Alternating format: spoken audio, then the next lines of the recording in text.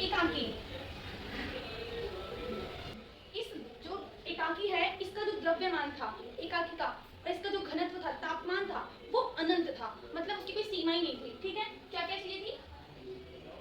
घनत्व और जिसका तापमान था एंड द्रव्यमान।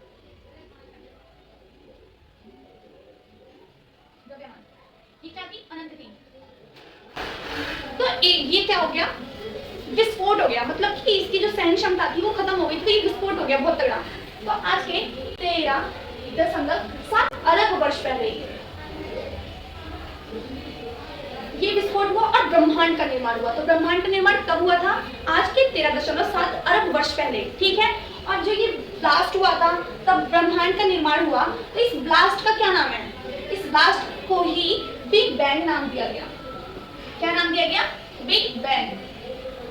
ठीक है, और इस विस्फोट का ये विस्फोट इतना ज्यादा भयानक था कि एकदम से करोड़ों लाखों किलोमीटर दूर तक इसके सूक्ष्म जो पार्टिकल्स थे वो पूरे में फैल गए थे।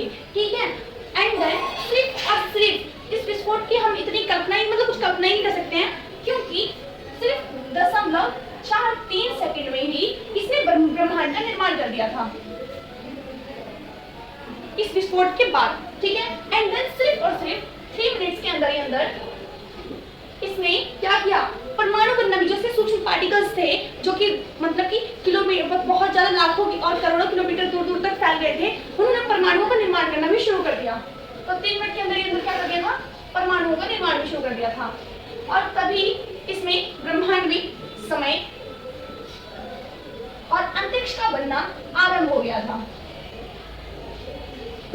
अभी फिर भी पर अभी हमारे पृथ्वी का निर्माण नहीं हुआ था, ना तो पृथ्वी का बनना शुरू हुआ था, अभी सिर्फ उसकी संरचनाएं बननी शुरू हुई थी। और जब ये हुआ था विस्फोट के बाद जो गैस की संरचनाएं हुई थी जिनका नाम नेबुला था, ऐसी कई संरचनाएं थी जिसकी वजह से हमारे सौरमंडल का निर्माण हुआ। तो हमारे सौरमंडल का निर्माण कब कितने वर्ष पहले हुआ था? 5.5 अरब वर्ष पहले हमारे सौरमंडल का निर्माण हुआ था। ठीक है, कितने वर्ष पहले? 5.5।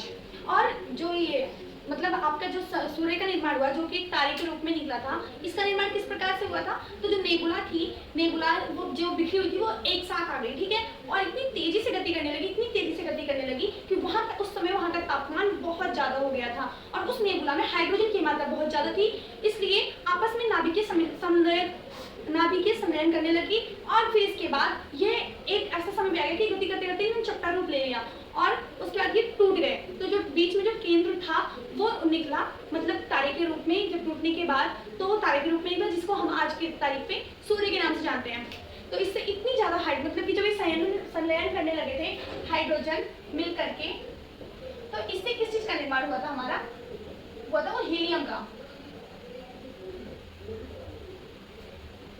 और इससे ऊर्जा बहुत, इसलिए इसका प्रकाश है जो ये प्रकाश के रूप में निकला था, इसलिए इसका नाम सूर्य, मतलब यहाँ से हमारे सूर्य का निर्माण हुआ। तो वो भी हमारे पृथ्वी से बहुत बड़ा है, बहुत बड़ा, मतलब हमारे पृथ्वी के जितना, करीब उसमें अरबों पृथ्वी ऐसे आ सकती है, वो निकल सकता है। अभी हमने पृथ्वी का निर्माण नहीं जाना है, अब हम पृथ्वी का निर्माण के बारे में जानेंगे।